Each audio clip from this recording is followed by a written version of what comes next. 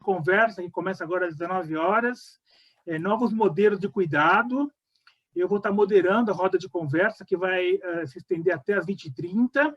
Meu nome é José Alberto Orsi, eu sou diretor-presidente da ABRE, coordenador de diversos projetos, né, da própria ONG, né, que é a ABRE, Associação Brasileira de Familiares, Amigos e Portadores de Esquizofrenia. Eu tenho um vínculo acadêmico com a Unifesp, a Universidade Federal de São Paulo, e com a Federal de Santa Catarina também, e estou começando a trabalhar no meu projeto de doutorado agora. E sou usuário do serviço de saúde mental. Na verdade, esse evento da roda de conversa, ele é o pré-evento para aquele que será o evento principal que nós estamos fazendo esquenta, né? Que é o 13º Encontro Catarinense de Saúde Mental, que vai ser realizado esse ano entre os dias 21 e 23 de outubro, né? Então, é um evento que a gente procura, através da roda de conversa, estar divulgando para que vocês conheçam um pouco da nossa dinâmica, como a gente vai estar trabalhando, né? As inscrições para o evento, elas começaram hoje, né? Para profissionais, estudantes, usuários familiares. Do dia 12 até o dia 30 de julho, nós temos um desconto bem promocional, bem bacana. No dia 1º de agosto até o 30 de novembro, temos uma segunda parcela, uma segunda etapa de desconto, e do dia 1º de outubro em diante, nós temos uma inscrição com preço cheio, né? Os envios dos trabalhos, eles, para quem tiver interesse em apresentar trabalhos e participar como participante do encontro, né? Eles começam hoje a submissão de trabalhos, do dia 12, hoje, até o dia 23 de agosto. Então nós temos esse prazo, né? Nós temos, do dia 27 de agosto, a distribuição dos trabalhos para os avaliadores. Do dia 30 de agosto até o dia 10 de setembro, nós teremos as avaliações. No dia 17 de setembro, o resultado final das avaliações, e no dia 1º de outubro, a alocação de salas dos trabalhos. Eu vou estar apresentando hoje os 4 debatedores, 4 convidados, né? Eu conheço pessoalmente todos, são todos meus amigos pessoais, de longa data, né? Eu vou estar apresentando, primeiramente, a Cecília Cruz Vilares, que é a nossa preceptora da ABRE, uma das fundadoras da ABRE, uma pessoa que tem uma envergadura acadêmica, intelectual e professora do PROESC, Programa de Esquizofrenia da Escola Paulista de Medicina, né? A Cissa, ela é terapeuta ocupacional de formação, mestre em saúde mental, terapeuta de família e certificada na abordagem do Open Dialogue pelo Instituto for Dialogue Press of New York, e cofundadora da ABRE. Tá? Ela vai ser a primeira pessoa a estar expondo. Nós vamos dar para cada pessoa, para cada convidado, 10 minutos, né, para apresentar uma fala, né, inicial. Então, ela vai ser a primeira pessoa a estar falando. A segunda pessoa que vai estar apresentando é a Marta Helena Oliveira Noal, né? A Marta Helena Oliveira Noal é psiquiatra, especialista em humanização na atenção e gestão do SUS, mestre em psicologia da saúde, coordenadora do espaço Nísio da Silveira e da FAB, né? Que eu acredito que seja a Associação dos Familiares, Amigos e Bipolares da Universidade Federal de Santa Maria, né? Então, uma grande colega, uma grande companheira. A terceira pessoa é um grande companheiro também, inclusive colega de universidade, é o Tiago Ribeiro, que também é terapeuta ocupacional, especialista e mestre em saúde mental e ciências de saúde pela Escola Paulista de Medicina Unifesp.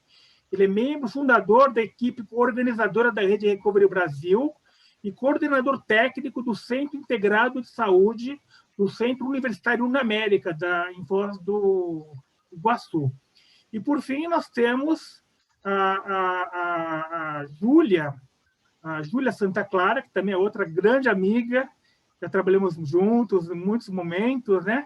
Ela é psicóloga clínica, terapeuta de grupos, ela já esteve na coordenação de grupos como ouvidores de vozes e atualmente está coordenando um grupo de apoio online para pessoas que vivem com esquizofrenia.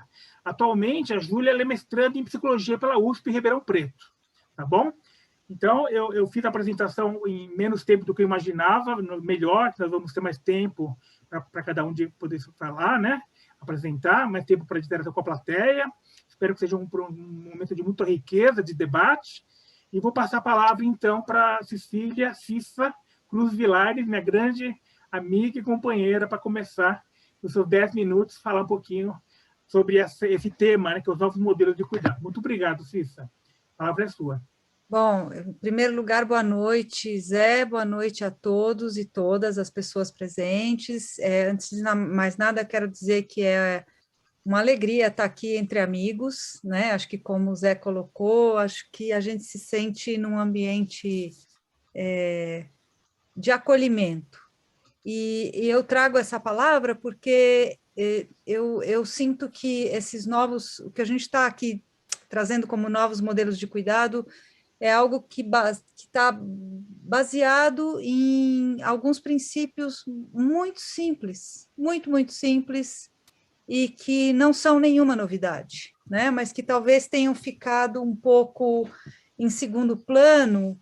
Eu sou suficientemente velha, né, para poder dizer que quando eu comecei a praticar como terapeuta ocupacional, no comecinho da década de 80 do século passado, eu sentia que esses princípios estavam presentes, nós não tínhamos estrutura e ainda políticas claras, definidas, que facilitassem, então, o trabalho em colaboração, que é um princípio fundamental da colaboração em rede, que se inicia com respeito, acolhimento, horizontalidade. Então, alguns desses princípios, desses novos modelos de cuidado, que eu sinto que estavam presentes na minha formação, e quando eu comecei a trabalhar, porém, com pouca horizontalidade, né?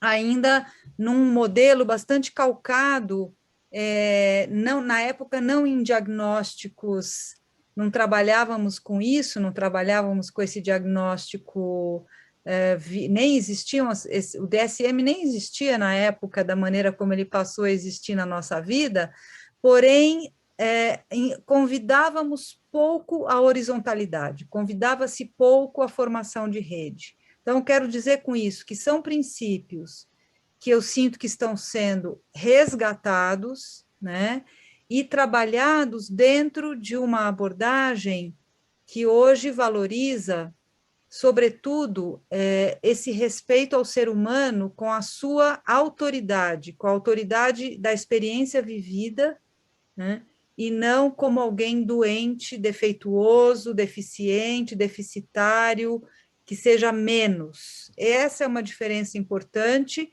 que eu sinto que trazemos as diversas abordagens, né, que nós estamos chamando hoje dessas novas propostas, novas abordagens trazem, né, dos ouvidores de vozes, por exemplo, da abordagem do diálogo aberto. Então, eu falo o que eu conheço um pouco mais, e acho que da onde a gente vai poder conversar um pouco mais hoje, é dessa abordagem do diálogo aberto, que ao longo dos últimos anos eu tive acompanhando com grande curiosidade, e que a vida me permitiu, né, a eu poder me aposentar da universidade, a vida me permitiu ir atrás de uma formação que eu fui fazer e me tornar formadora. Então, hoje eu vejo com grande alegria, né, a possibilidade que está se criando na formação de profissionais com grande interesse na abordagem do diálogo aberto, mas não só. Eu acho que é um interesse que está estendido às pessoas que têm a experiência vivida e aos familiares. E essa é uma discussão muito presente em todos os países onde a abordagem do diálogo aberto já está sendo implementada, né, e são dezenas de países no mundo. Só para vocês terem uma ideia, atualmente nós temos um grupo em formação aqui no Brasil, e eu coordeno também a formação em Montevidéu, que tem participantes de 5 países latino-americanos, a formação em Assunção, Paraguai, que tem outros participantes de outros 6 países latino-americanos, colaboro com a formação na Argentina, coordeno a formação em Portugal e estamos pensando numa formação, para começar uma formação na Espanha.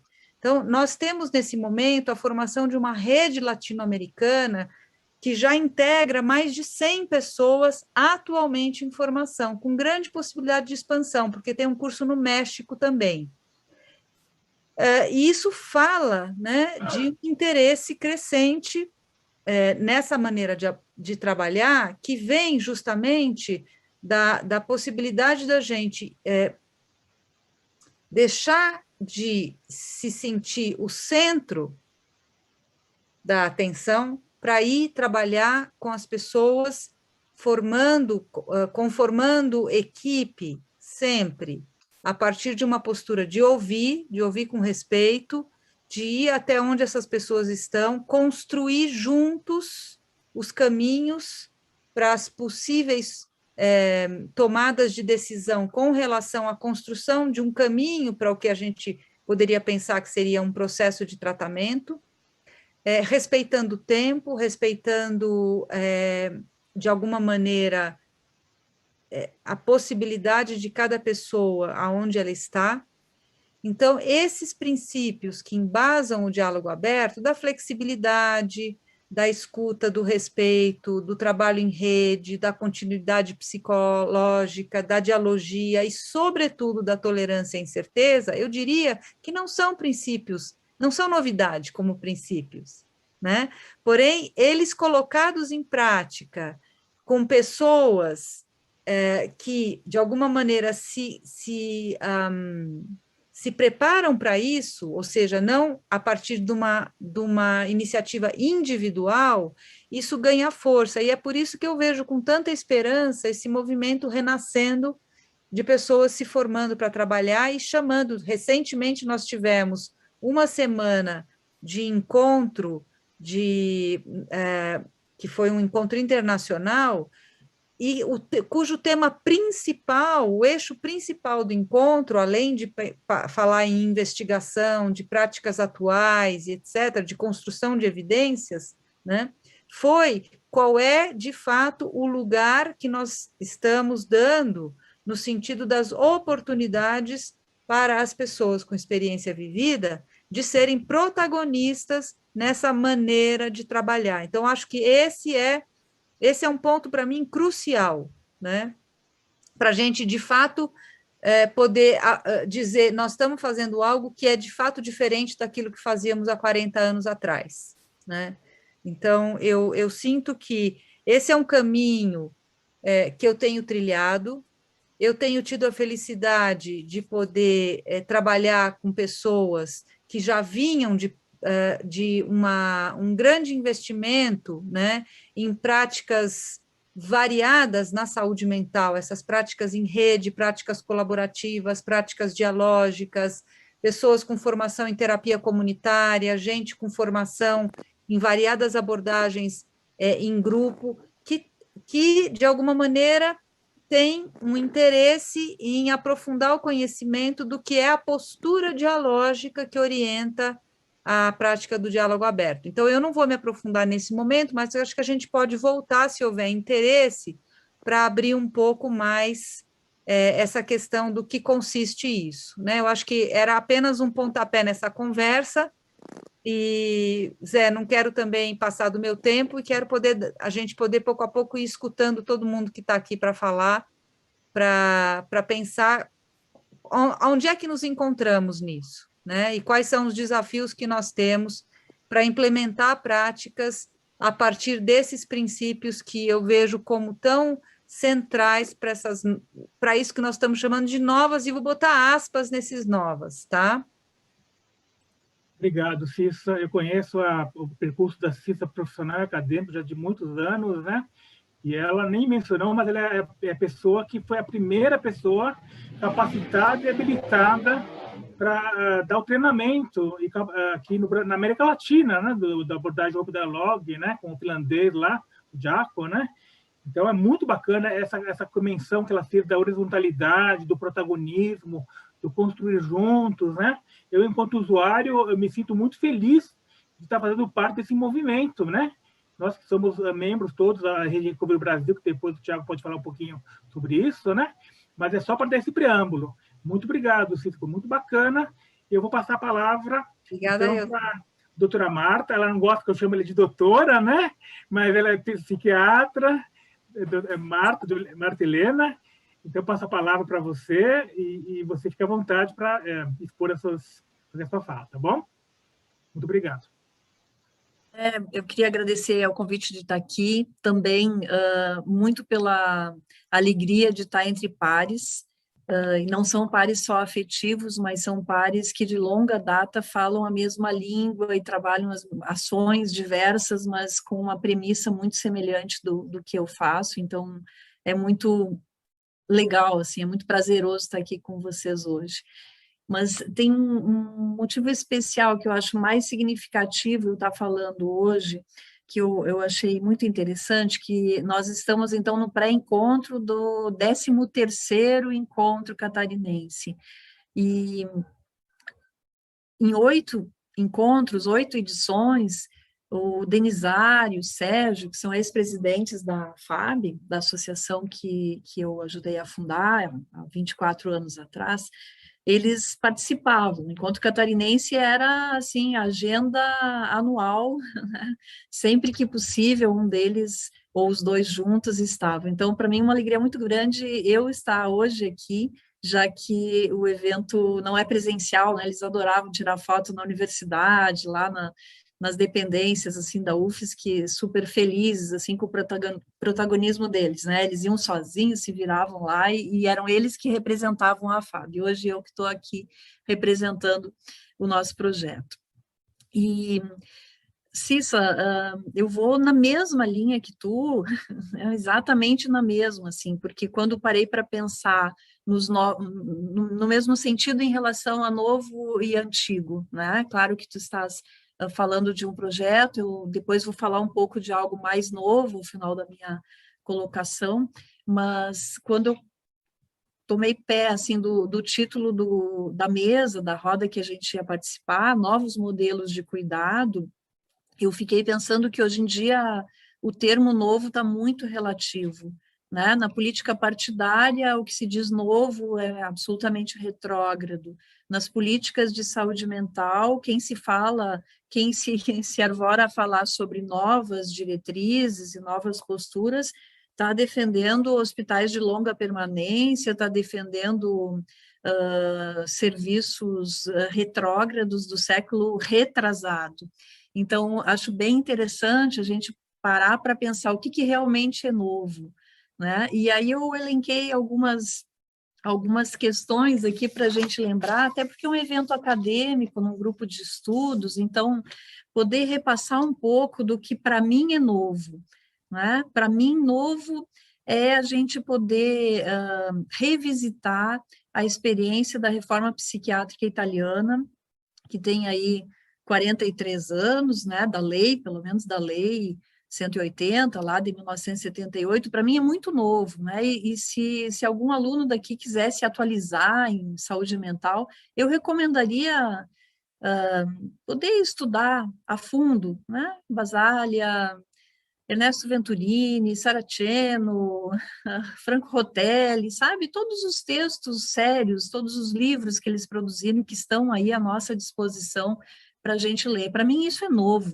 é novo no sentido, é o que eu me alimento desde 1900 e pouco, quando eu comecei a estudar lá na faculdade, eu já fiz um percurso paralelo, né, para além da universidade, estudando a reforma psiquiátrica, que era algo que não se ensinava na medicina daquela época, e eu temo que em alguns lugares ainda não se ensine. Então, é muito relativo o que é novo e o que é o antigo, né? Eu também queria elencar aqui uma coisa muito nova, em termos de política de saúde. 31 anos de SUS é muito novo, e a gente tem que estudar o SUS, estudar os princípios do SUS, porque tudo que é novo tá engraçado, né? Assim, o SUS parece que é velho, gente, 30 anos de uma política pública, falar em integralidade não é velho, falar em controle social é algo super moderno, mas algo que está sendo esquecido, e não só esquecido, mas deslegitimizado. Então, queria lembrar disso, queria lembrar dos nossos quase 40 anos de reforma psiquiátrica brasileira, né, desde 1979, da vinda do Basaglia, de todos os ensinamentos que tivemos. Queria propor aos estudantes, seja de graduação, de pós-graduação, estudem sobre o CAPES Luiz Cerqueira, o CAPES Itapeva, né, o apelido dele, mas estudem nos textos, estudem nos artigos, estudem na coleção Saúde e Loucura, do Lancet, estudem a história da reforma psiquiátrica, porque se vocês forem lá conhecer hoje, ele está completamente descaracterizado, né, é outra coisa, então é novo. Né? Se for lá hoje, no CAPES Luiz Cerqueira, o primeiro CAPES do Brasil, ele está super moderno, né? Bem de acordo com as premissas 2021 do Brasil, mas realmente a gente vai ter que ir um pouquinho atrás para saber o que ele foi, quais são os marcos da reforma psiquiátrica. A gente estudar a história de Santos, da intervenção da Casa Anchieta, os NASP, os NAPS de Santos, né? Isso é novo. E foi isso que eu aprendi lá em 1980 e picos, no final da década de 80, quando eu estava na faculdade, e eu ainda acho que isso é ultramoderno, gente, sabe? Isso é o que tem de, assim, né? Eu ia falar o suprassumo, né? Mas aí também eu vou me aliar aqui com a Cecília, que é isso, a gente está num outro tempo, vocês são muito jovens que estão aprendendo, mas é isso que a gente tem que aprender, é voltar lá atrás e aprender o que começou, né? E o que deu certo. Que deu certo, porque hoje eu passei o dia inteiro aqui, quase todo dia, só agora à tardinha eu não consegui, infelizmente, acompanhar. E muitos usuários empoderados, muitos usuários protagonistas, eles são frutos de todos esses anos de investimentos, da Cissa, do Tiago, do Zé, da Abre, da AFAB, sabe? Eles não vêm do nada, eles vêm de uma vontade enorme, um potencial enorme de se colocarem como cidadãos, mas também de uma passagem, de uma transversalidade, essa horizontalidade que a Cecília fala, que eu já puxaria para uma transversalidade de poderes, né? Podia o Sérgio Denizar ir no evento catarinense de saúde mental e eu não precisava ir necessariamente, alguns eu fui, outros não, porque eram eles que tinham que estar ali. Né? Então, esse discurso, esse meu papo pode ser, para alguns jovens, assim, um papo meio antiquado, mas eu queria puxar também uma outra coisa que é super nova, assim, agora em pandemia, então eu tenho utilizado dos conhecimentos que aprendi por lá de forma intensa. É novo a gente poder rever algo que nem existe mais, infelizmente, mas os textos existem. A Política Nacional de Humanização do SUS. Ela é de 2003, mas é como a Cissa fala, são coisas que a gente fazia lá em 1980, né? É a clínica que a gente aprende lendo A Cidadela, do Cronin, que é um livro de 1937. É engraçado, né? O novo é essa clínica do sujeito, a clínica da escuta qualificada, a clínica de ouvir a pessoa, de saber o contexto, de saber a história dela, a família dela, o nome do cachorro dela que morre, a pessoa entra em luto, né? É essa clínica que a gente tem que entender. E, então, pensando na Política Nacional de Humanização, tem muitas coisas novas para a gente falar, para a gente lembrar, né? Como o acolhimento. O acolhimento, lá na teoria da PNH, ele está como uma atitude, não como um local, não como um horário. E muitos CAPs, hoje em dia, têm o horário, né, o grupo de acolhimento, mas se o grupo é na terça e tu chegares na quinta-feira lá, tu vai ter que esperar até a próxima semana, né? Acolhimento é atitude. Isso a gente está podendo ver agora em pandemia em teleatendimento, né? Acolhimento é algo que pode se fazer de qualquer lugar do país para alguém ou fora do país. Então, a gente poder pensar em escuta qualificada, em plano terapêutico singular, sim, mesmo em teleatendimento, mesmo em grupos virtuais, em interdisciplinaridade, gente, em rede, né? São todos, estou misturando aqui princípios, valores, dispositivos da Política Nacional de Humanização, mas está tudo lá na teoria. E a teoria da Política Nacional de Humanização, ela vem do Paulo Freire. Então, eu entendo que deve ser engraçado eu dizer que Paulo Freire é novo, né? É novo, é novo, temos que reler Paulo Freire, entender que aquele livrinho mágico, Pedagogia da Autonomia, está tudo ali. Está toda a PNH ali, está toda a reforma psiquiátrica ali. Se a gente puder interpretar Paulo Freire aos olhos da saúde mental, a gente não precisa ficar preso na ideia de que ele só é um educador que nos ensina preceitos da educação mesmo, alfabetização, né? Aquelas pessoas que não têm uma apropriação da produção toda dele, entendem que ele foi um alfabetizador. Não, ele nos alfabetizou para uma vida em sociedade, na verdade, né? Então, o novo não é tão novo, e se a gente cair nesse papinho do novo, a gente vai estar em comunidades terapêuticas, a gente vai estar com ECT, né? As novas diretrizes da corporação que diz representar todos os psiquiatras do Brasil foram lançadas em 2020, e olha, em 34 páginas destas novas diretrizes, elas citam 24 vezes a expressão doença mental ou doente mental. Isso não é novo, gente. Isso é absolutamente retrógrado, né? Então, a gente poder estar aqui com o Zé, que é meu amigo de uns 15 anos já, e poder entender que o Zé vai ser doutor e eu não sou, isso, sabe, isso é novo. Isso que é novo, poder tratar vocês como doentes mentais, tem que fazer vocês de pacotes, né? Como nas diretrizes está assim, não tem assembleia com o usuário, não escuta familiar, não tem interdisciplinaridade, enfermagem é só para dependência química e idosos geriátricos, porque senão nem isso, não tem atenção primária em saúde, não tem estratégia de saúde da família.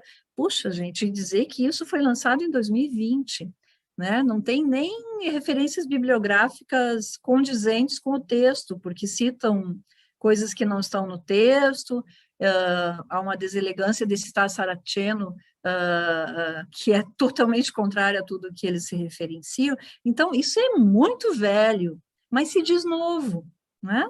E aí eu digo que novo, para mim, eu estou formada há 28 anos, e novo tem sido, eu tenho ficado encantada com uma experiência de participar de um grupo que se chama Psiquiatria, Democracia e Cuidados em Liberdade. Eu fui em houve uma meia dúzia de reuniões desse coletivo que se formou ao final do ano passado, e é uma alegria enorme, porque eu, em 27 anos de formada, eu nunca tive um grupo, né? Eu nunca tive uma turma assim corporativa.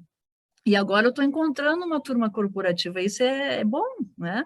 Embora eu tinha muitas outras corporações que eu me associava, né? A vocês, a Abre, a Rede Recovery, a gente vai se associando a uma série de outras parcerias, né? Todo o movimento da reforma psiquiátrica, da luta antimanicomial, que sempre me associei com bastante força. Então é isso, assim, novo é recovery, né? Mas se vai pensar o conceito de recovery, de quantos anos ele, né? Na cultura anglo-saxônica, quando que surgiu esse conceito? Né? E a gente vem falar que é novo, mas essa é uma perspectiva super nova e ao mesmo tempo super antiga, que a gente já fazia isso, né? Isso desde que se formou. Eu não conhecia o nome, né? Eu fui descobrir o nome, fui descobrir Política Nacional de Humanização quando ela surgiu, mas o que a gente trabalhava já era, só não tinha nome, né? O que a gente fazia já era uma perspectiva de uma abordagem de recovery, mas isso ainda não estava dado. E, para finalizar, eu queria trazer, então, duas abordagens realmente mais novas, né? Essas, sim, assim, mais frescas de experiência, que é a experiência do virtual, da passagem para a vida virtual, e eu confesso que foi uma surpresa para mim, eu fiquei com uma expectativa de que a gente não ia conseguir acolher as pessoas, muito preocupada com isso, com a dificuldade de inclusão digital, e foi uma grata surpresa. Eu sei que eu estou falando da minha realidade, eu sei que isso não é a realidade nacional em geral, mas a gente conseguiu, ali no Espaço Nis da Silveira, ter um acolhimento que eu acho que está sendo muito saudável para todos nós. E eu tenho dito que, inclusive, para mim, nós estamos com 14 meses de um grupo virtual semanal, de cerca de 2 horas de duração, e que tem feito muito bem até para a minha saúde mental. E até, não sei por que eu estou dizendo isso também, né? Porque é um grupo para cuidar da saúde mental de todos que estão ali. Até porque eu sou a facilitadora do grupo, mas, na verdade, ele ajuda todos nós. E admito que eu não imaginava que a gente conseguisse ter a dada profundidade que o grupo tem atingido. Assim, é impressionante como a gente tem ido fundo nos temas, nos sentimentos, nas trocas, nas identificações, nas parcerias, e também a questão da aproximação geográfica. Não é? Com a pandemia, tem pessoas que foram para a casa do filho, tem uma senhora que está em Florianópolis, mas é do nosso grupo daqui, tem uma pessoa que estava em Brasília, na casa de um filho, que fazia... Agora ela voltou para Santa Maria. Tem uma pessoa de Maceió, que está no nosso grupo assiduamente há praticamente um ano. Então, tem pessoas do interior aqui da região de Santa Maria, tem momentos que o nosso grupo tem pessoas de 3 estados, ou 4, já tem de 3 estados mais Brasília, no caso, de outras várias cidadezinhas aqui da região, e eu acho isso uma possibilidade ímpar. E existe esse grande medo assim, das pessoas, mas isso não vai acabar quando terminar a pandemia, né? E a gente tem assegurado que não tem mais como acabar, porque isso seria excluir pessoas que foram se aproximando de tal forma que é uma rede de segurança, uma rede afetiva, uma rede de suporte, de apoio. Também tem o WhatsApp, né? Existe o grupo terapêutico, que eu, às vezes, eu faço um ato falho e digo, o grupo presencial e o grupo do WhatsApp, né? Porque o grupo virtual, ele tem sido tão real e tão profundo que eu tenho quase a impressão que ele é presencial. E tem o grupo do WhatsApp, para aquelas pessoas que não têm a plataforma para entrar, tem alguns poucos que não conseguiram entrar nos grupos, mas que a gente está ali, né? Tem notícias, se um pegou Covid, a gente fica cuidando, como é que está teu filho, melhorou, tu tá, né? Final de semana, estou andando de bicicleta, tá legal, não tá legal, perdi um familiar, não sei, né? Então, a gente está unido ali, e era algo que não tinha. Nós tínhamos um grupo de WhatsApp da diretoria do Espaço Nisa da Silveira e a FAB, exclusivamente para questões pontuais, burocráticas, que hoje a gente pode transitar com outra forma, né? Uma forma realmente de uma acolhida protetora. Eu acho que eu já passei do meu tempo, eu não cuidei o tempo, mas depois no debate eu posso falar de um outro novo, que é dos últimos 6 anos, que é uma nova linguagem também, a partir de uma parceria com o Richard Weingarten, né? O ativista norte-americano, e temos o projeto Comunidade de Fala, também em parceria aí com São Paulo, com Rio de Janeiro, com Salvador, e é um projeto anti-estigma, um projeto que empodera verdadeiramente aqueles usuários que passam a ser palestrantes, ativistas em saúde mental também, em defesa da sua reconquista, do seu recovery e dos demais que assistem também. Mas isso a gente pode ir aprofundando na roda, e agradeço o tempo que eu acho que eu devo ter extrapolado. Sem problema, Marta. Você é uma querida, e eu acho que você tocou muitos pontos importantes, né? Eu acredito que no debate a gente pode pontuar essa questão do recovery, é uma questão emergente, né? Uma questão que o Brasil já chega atrasado, né? Mas tem uma potência grande para a gente não reinventar a roda, né? Porque a gente fala com os pessoal dos CAPs, né? E eles dizem, não, nós já fazemos isso, vocês estão trazendo uma imperialismo aí, do saxo, para que trazer? Não, a questão do recovery é um paradigma, né? Uma coisa que extrapola, uma coisa maior, mas isso é um outro ponto. A questão da reforma psiquiátrica, né? Tão importante, né? O Brasil, o SUS, a potência do SUS. Eu mesmo, na minha família, minha mãe e eu somos usuários do SUS. Como o SUS foi importante nesse momento de pandemia para auxiliar, né? Suporte, né? Como essa pandemia nos fez a necessidade de nos reinventar, todos nós, né? Enquanto cidadãos, enquanto entidades, né? Enfim, eu acredito que a humanização, conquistas sociais, novo, Paulo Freire, tanta coisa, né, mencionada, que não daria tempo para a gente, mas acredito que no debate a gente vai refletir um pouco. Na verdade, eu queria fazer uma observação, porque eu estou acompanhando aqui o técnico, né? E eu peço para a plateia, para o público, né? Que, por favor, encaminhem perguntas, dúvidas, sejam pontuais, sejam gerais, porque até agora eu não recebi nenhum feedback de vocês, e eu não gostaria que a nossa roda de conversa fosse uma coisa puramente positiva. Eu gostaria que houvesse uma interação com o pessoal que está assistindo, seja no YouTube, seja aqui na plataforma, né? E que vocês encaminhem perguntas para a gente poder, depois da exposição do Tiago e da Júlia, poder fazer uma interação rica, né? Então, eu vou passando a palavra para o Tiago, sem mais delongas. Muito obrigado, Marta. E, Tiago, a palavra é sua. Por favor.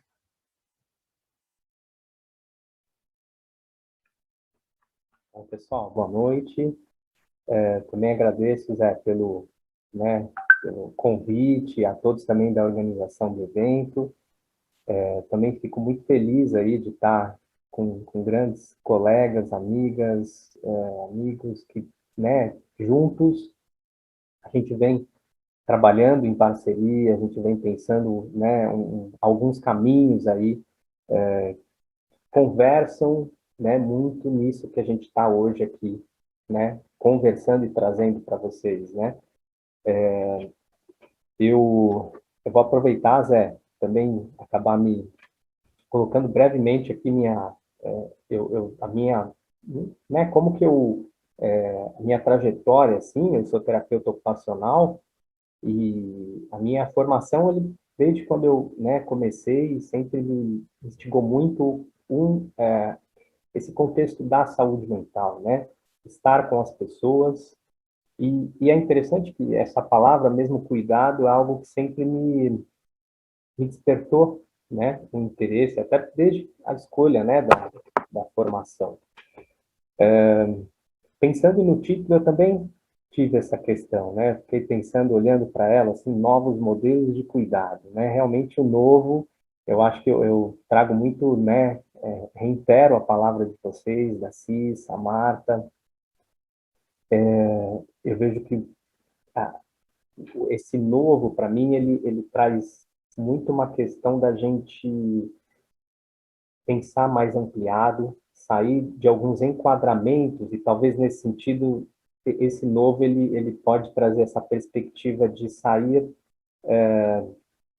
de lugares estabelecidos, né, que muitas vezes acaba engessando a prática do profissional, e muitas vezes aquilo, né, acaba se cristalizando. Eu vou falar um pouquinho aí com vocês também um pouco sobre essa ideia, mas aí pegando a ideia do cuidado, né, eu também pensando sobre a questão do cuidado, né, se a gente for olhar aí no dicionário, existem vários termos, palavras, né, cuidado tem a ver com guardar, tomar conta, preservar, tratar-se com esmero, apoiar. Essa palavra me chamou a atenção, né? E aí o cuidado, quando a gente pensa nesse sentido, primeiro me vem a questão, né? Quem é o sujeito do cuidado? Né? Então, se a gente pensa em cuidado, é interessante pensar o sujeito do cuidado, né? Então, o sujeito do cuidado como sendo aquela pessoa com aquele lugar de autonomia, né? Para que esse caminho de cuidado se desenvolva, né? E aí me chamou a atenção o processo e a palavra apoiar, porque muitas vezes eu uso esse termo quando, né, a gente está conversando, quando eu converso também sobre essas questões da prática, né, dos profissionais em relação às pessoas, e eu vejo que essa palavra é interessante, apoiar, né, o cuidado do outro, né, é um processo de colaborar com o cuidado que é do outro, né, porque muitas vezes, se a gente cai num modelo um pouco mais tradicional, e isso é relativo, né, se a gente pensa, ou a gente se remete àquele modelo do cuidado que é alguém cuidando do outro, né? E que muitas vezes nessa relação acaba existindo uma relação de uma certa, de um certo poder de alguém sobre o outro, né? de uma certa responsabilidade de alguém sobre o outro. Eu acho que isso é uma questão que eu também queria trazer aqui para a gente pensar, né? Porque o sujeito do cuidado, ele é o sujeito que está, né, naquele lugar, e aí, quando a gente, nessa minha fala e na proposta, né, que eu queria discutir com vocês aqui, que se remete, sim, a esse contexto desses novos cuidados, se remete, de fato, a trazer essa essência, né, que é uma essência dessa relação humana e que o sujeito, ele é o sujeito do próprio cuidado e a importância desse processo de autonomia do sujeito, nesse processo do cuidado, né? Isso eu acho que é interessante porque se remete até a nós mesmos, né? Qualquer processos nossos, assim, de saúde, quanto mais eu me aproprio, né, de mim, sobre aquilo que está acontecendo comigo, eu vou conseguir entender melhor que apoio, que estratégias que eu posso ter, né? Como que caminhos e com certeza um processo de cuidado acaba sendo mais efetivo e mais positivo, porque eu estou me apropriando, estou conseguindo caminhar e entender o que está acontecendo, né? Então, acho que esse é um ponto interessante, e aí, nesse sentido, eu venho trazendo que esse processo do cuidado, ele passa por um cuidado que ele é capacitante, que ele é colaborativo, que ele é instrumentalizador, que a gente aprende, né? Tanto eu posso aprender com alguém que tem a experiência de como ele fez para se cuidar, e eu aprendo comigo também, a partir do que eu escuto, né? E aquilo impacta sobre mim, como também quando eu me aproprio de estratégias de terapia, de outras estratégias, né, de recursos que eu posso ter para esse meu cuidado, né? E aí eu vou, né, aqui surgiram, né, na fala de vocês aqui, eu fui anotando, trazendo algumas palavras interessantes que também para mim caminha muito nesse sentido, que caminhar nesse processo de cuidado com o outro é um caminhar junto, né? Isso vai se estabelecer numa relação, né? Numa relação que e aí é muito interessante porque é uma relação que ela sim, ela vai ser horizontalizada, ela parte de uma relação entre pessoas, né? Então envolvem aspectos humanos ali dessa troca, né? Desse processo de aprendizado. Então é interessante porque aí a gente bacana pensar um pouco, e aí eu volto naquela questão dos lugares, né, que eu falei lá em cima. O profissional, quando ele se coloca com a pessoa, né, ele está ali construindo um cuidado, muito também repercute no profissional. Por isso que se a gente se coloca num lugar, né, de um saber frente ao outro, eu estou cristalizado naquela relação. E aquilo cria um processo que muitas vezes dificulta um processo de troca mais efetivo, né? Até para que eu possa entender e compreender melhor a experiência daquela pessoa, porque, né, a gente sabe que, saindo desse contexto de nomenclaturas, né, as pessoas vivem as experiências de maneiras diferentes, né? Então,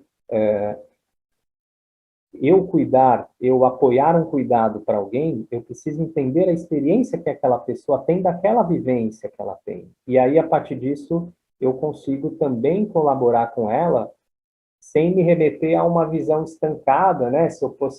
Muitas vezes eu me baseasse num processo que é centrado na doença, né? Então, eu estou cuidando de alguém que tem depressão, que tem esquizofrenia. Então, eu não estou cuidando da pessoa, eu não estou olhando a experiência da pessoa, mas eu estou baseado num modelo que ele é centrado na doença. Isso já me, né, cria um processo de algumas interferências nessa minha relação com o outro, né?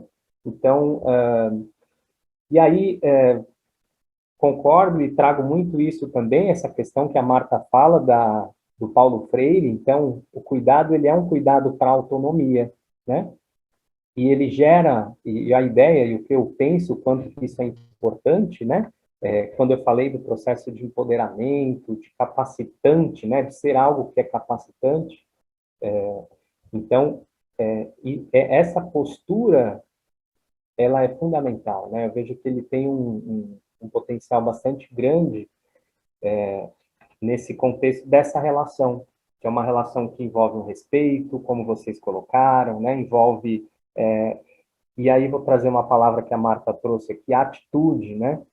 Eu acho que esse processo de atitude, de postura, eu vejo que ele é muito importante também, né? Porque é como que a gente se coloca frente àquela relação, né? Que atitude, que postura que eu tenho com o outro. Então, é interessante a gente olhar como que a gente vai entendendo o que é um cuidado. Porque muitas vezes a gente traz culturalmente, né, a construção de um cuidado que vem da família, que vem da nossa formação mais acadêmica ou tradicional, né, que muitas vezes na academia, e lógico que isso varia, depende de onde a gente tem a nossa formação, mas ainda há um predomínio na nossa formação de um aprendizado que ainda é pautado nesse rastreamento da doença, né, do indivíduo, da anamnese, que isso, de alguma forma, vai fazendo com que a gente vá cristalizando algumas formas de olhar e que é importante a gente ter esse cuidado, né? Esses elementos, eles trazem elementos interessantes para a gente olhar, mas que a gente possa conseguir olhar de uma forma mais ampla para a vida da pessoa, para outros contextos que estão envolvidos, né? Então, esse processo, né, ele envolve esse desafio, sim. Eu acho que é um desafio da gente, a todo momento, estar se perguntando, né, para si mesmo, como que eu estou nessa relação, como que eu estou com o outro, o que é aquilo que o outro remete a mim, como que eu vou permitindo esse espaço, né, de cuidado, e ao mesmo tempo eu vejo que esse processo ele é muito interessante e, posso dizer assim, instigante, curioso, porque é construído no processo, né? Essa relação e esse caminho de cuidado. E essa até uma palavra também me chamou a atenção,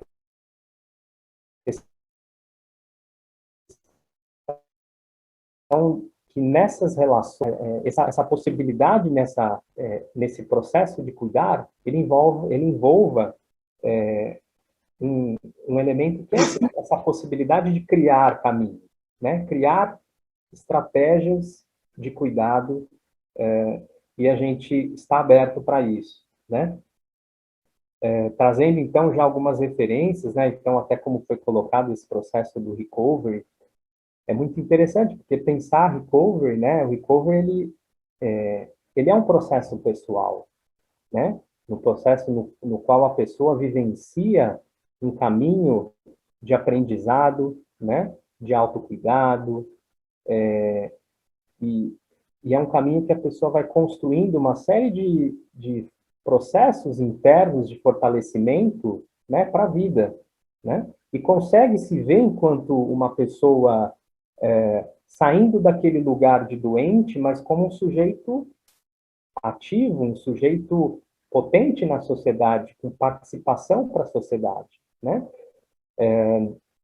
E algo que também me chama bastante atenção, né, nessa condição do recovery, é o quanto que esse processo de aprendizado pessoal, ele vai se tornando um especialismo, ele vai se tornando um elemento importante que a pessoa também acabe atuando como um ator do cuidado do outro, né? Então, é interessante que ajuda a gente a tirar um pouco essas relações um pouco mais estancadas, né? Que o cuidado é o profissional com o paciente, mas esses espaços de cuidados, eles são os atores envolvidos nesse processo de cuidado, eles são mais ampliados, né? E essa pessoa que, pelo próprio processo pessoal, vai aprendendo né, vai desenvolvendo um caminho de maturidade pessoal ali, frente à vida, frente a posturas que ela tem, frente ao autocuidado, ela também se torna um ator essencial de referência para o cuidado do outro, né, que é essa questão dessa pessoa, desse especialista por vivência, né, e isso acho muito interessante, porque quebra um pouco aquela, como a gente falou, né, a pessoa sai daquele lugar, né, do paciente, do doente, que ele muitas vezes se coloca de uma forma passiva, e dentro desse sistema envolve todo um processo, né, de passividade que esse sujeito acaba sendo, ou de, até de, como eu posso dizer, ele sai desse lugar e ele pode se colocar de uma forma mais autônoma, né, no sentido, saindo dessas relações de poder do profissional com ele, e ele se coloca como um sujeito, né, valorizando a experiência que ele tem. E o que eu acho que é interessante é que nessas perspectivas do recovery, essas pessoas atuam junto, né, nos serviços, nos espaços de cuidado na comunidade. Isso é interessante porque vai ampliando esses outros e essas formas de cuidados mais ampliadas, né? A Marta citou também a questão do PTS, do SUS, eu acho que também é super importante. No SUS a gente tem elementos aí muito sérios, assim, que valorizam muito esse processo desse cuidado mais ampliado, humanizado, e que justamente é preciso a gente resgatar isso, né? Resgatar no sentido do quando a gente vê que isso às vezes não está acontecendo num serviço, e o quanto que se a gente se apropria disso, isso é um elemento importante, porque a gente tem já alguns pressupostos na nossa própria, né, política de saúde que embasam isso, né? A questão do PPS, né? Então, é o próprio sujeito do cuidado, né? Mas depende de como o profissional olha essa forma de cuidado, aquele sujeito já acaba saindo, né? Dessa participação daquele projeto terapêutico singular, que ele é o sujeito, e ele muitas vezes acaba, né, não sendo contemplado, porque, enfim, né, envolvem esses processos de como que as equipes, como os profissionais muitas vezes acabam lidando, né, com essas relações e com esse olhar, né, sobre o cuidado. Então, acho que era isso. Acho que são algumas questões aí que eu quis trazer para vocês. A gente, eu, enquanto até membro aí da Rede Recovery, a gente está com uma iniciativa que é justamente impulsionar, criar espaços também, né, de, de conversa, de fortalecimento dessas práticas que conversam com isso que a gente está conversando, né, trazendo aqui, que é interessante aqui. Também estou vendo aqui, tem o Joel, ele é um dos participantes aí de um projeto, de uma iniciativa que a gente tem toda semana, ele que desenvolve junto com o Murilo. Então, a partir da experiência dele, ele que tem facilitado esse grupo, tem sido super rico. Então, a gente vem criando na Rede Recovery, que inicialmente ela funciona pela rede social, né? Então, pelo Facebook, esses grupos, né, feitos de maneira online, alguns espaços de discussão também. A gente traz muito forte também um outro espaço, que é trazer a questão da cidadania, as pessoas poderem entenderem mais como que é esse processo de cidadania, e como que elas podem aumentar essa participação social, né? E a gente também está com uma iniciativa agora recente, a Marta está aí também, a gente está logo para iniciar um outro espaço na Rede Recovery, que é conversar sobre, de fato, as práticas, né? Que práticas que vêm conversando e que estão alinhadas com esse processo de apoiar o recovery das pessoas, né? E como a gente falou, tem ativos nos serviços, a gente quer poder discutir um pouco também sobre esses elementos. Então é isso, acho que a minha fala um pouco é nesse sentido aí, agradeço, E fico aberto aí para a gente poder conversar também. Legal. Tiago, muito obrigado. Viu? Eu tenho um probleminha no seu sinal, no finalzinho, né? Mas eu acho que deu para entender a tua fala, muito bacana, essa questão do cuidado com o outro, do protagonismo, caminhar juntos. Eu vejo seu trabalho na Rede Recovery, né? Você é praticamente o mentor, né, da Rede Recovery Brasil, trabalho maravilhoso, a Escola de Saúde Colaborativa, né? Uma iniciativa muito bacana aí em Foz. Vocês têm um núcleo grande aí, com a Meire também, que é a nossa colega da Rede Recovery, né?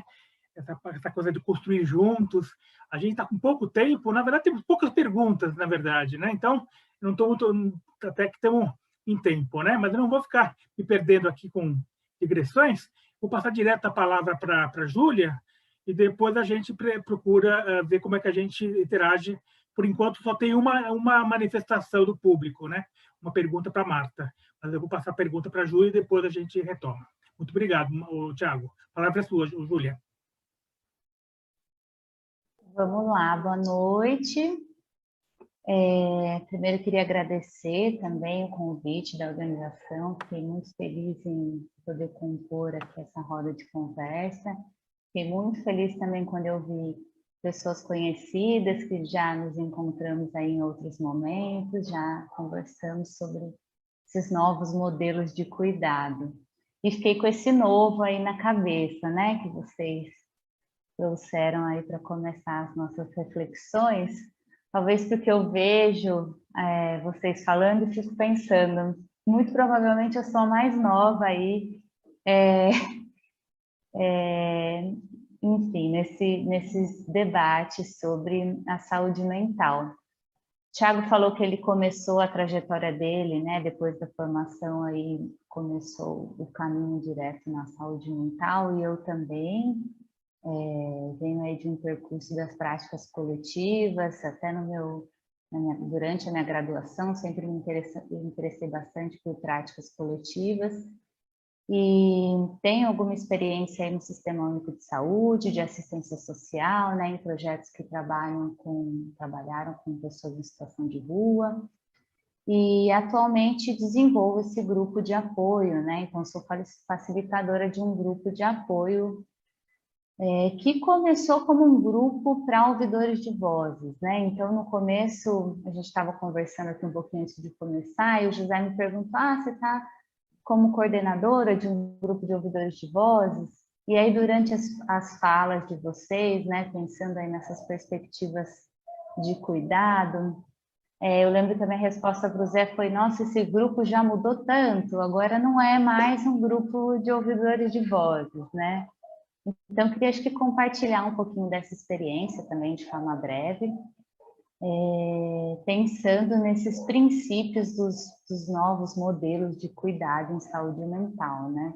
Eu me aproximei mais desses modelos enquanto metodologia, enquanto técnica, não enquanto postura, né? Porque acho que a Cissa até trouxe no começo, né? Enquanto postura, esse acolhimento, essa horizontalidade, talvez ela já esteja aí nas nossas relações antes da gente conhecer como técnica, né? Então, como uma técnica de olhar para um grupo, para uma facilitação de grupo, como a gente organiza, como um facilitador se comporta, acho que enquanto técnica eu conheci em 2018, me aproximei um pouquinho mais, mas enquanto postura entendo que já faz parte aí da minha graduação e das minhas relações durante esse período de graduação.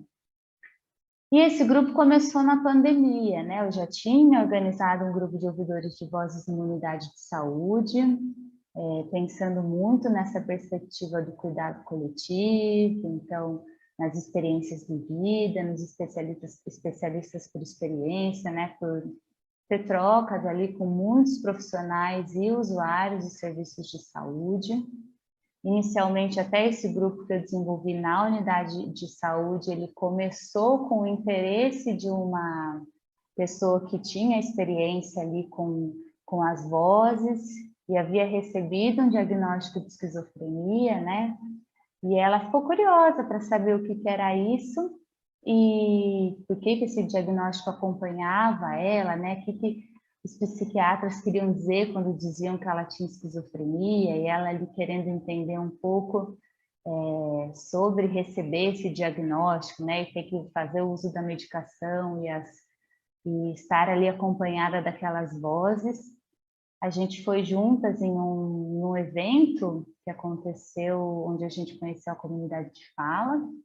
Ela me acompanhou em um evento e ela falou: e se a gente pensasse alguma coisa assim, né, para conversar um pouco sobre vozes e conversar um pouco sobre o que é essa experiência de receber um diagnóstico, né, de ser acompanhada por um diagnóstico aí, em cada consulta que ela ia e conversava com o psiquiatra sobre isso, né? E aí, a partir dessa iniciativa dela, a gente começou esse grupo que chamamos de Ouvidores de Vozes, que começou em 2016, se encerrou em 2018, e depois disso, né, com essa experiência de pandemia, vivendo em pandemia, eu retomei o contato com algumas pessoas desse grupo, algumas pessoas me procuraram, fechamento dos CAPs, para entender o que a gente podia construir online, para conversar, continuar nossas conversas sobre as vozes. E aí esse grupo começou em 2020, então, na pandemia, como um grupo de ouvidores de vozes, e passamos aí por algumas dificuldades, né? Acho que a primeira coisa que me veio à cabeça é como pensar um grupo virtual que se propõe uma perspectiva comunitária do cuidado, né? Que propõe um cuidado no território, que propõe pensar as relações comunitárias, que propõe autonomia acontecer de forma online, né? Vivendo ali a experiência do isolamento com as relações comunitárias prejudicadas, né, devido à pandemia, para todo mundo, não só para quem faz um acompanhamento psiquiátrico, um acompanhamento no CAPS, enfim. E, diante disso, a gente foi construindo essa proposta do grupo coletivamente, né, então, algumas pessoas que participavam desse grupo tinham essa experiência de ouvir vozes e não eram acompanhadas por psiquiatras ou não tinham uma perspectiva de que isso estava relacionado a um diagnóstico, não eram assim que essas experiências eram vivenciadas, mas outras pessoas tinham essas experiências relacionadas a um histórico aí de atendimento psiquiátrico e acompanhamento psiquiátrico. Esse grupo foi sendo construído, ele está agora acontecendo, né? Então estamos juntos aí há 1 ano e meio, e o mais legal é que esse grupo ele foi mudando o formato, né? Justamente porque fomos juntos pensando em propostas para deixar esse grupo mais interessante, né? Já que ele estava acontecendo virtualmente, propostas para inserir outras pessoas no grupo, como faríamos essa inserção, então, que sentido a gente estava dando para aquele espaço ali que vinha acontecendo semanalmente, até que esse grupo chegou num grupo de apoio para pessoas, né, que têm o diagnóstico de esquizofrenia. E esse grupo teve essa mudança, né, justamente por as pessoas não identificarem que as vozes não estavam associadas a esse diagnóstico. Então, quando o Zé me perguntou isso, né, se era ainda um grupo de ouvidores de vozes, esse grupo não se identifica dessa maneira, né? Justamente por essa construção e esse caminho que ele foi trilhando, né, ao longo desse 1 ano e meio. E acho que a primeira pergunta que eu me fiz, né, que era como que a gente vai se relacionar nesse grupo, pensar esse modelo de cuidado no momento de isolamento. E o que eu fui percebendo, né, nas nossas trocas, nas nossas conversas, é que, ainda que os CAPs, né, estivessem fechados e as atividades coletivas tivessem diminuído, muitas pessoas, e isso não apenas nesse grupo, né, mas nas minhas outras relações aí, outros atendimentos, até de maneira individual, elas foram encontrando caminhos para estar em outros grupos que não só aqueles grupos relacionados ao tema da saúde mental, diretamente, por exemplo. Então, aquela experiência que era antes vivida no CAPS, coletivamente em sua maior parte do tempo,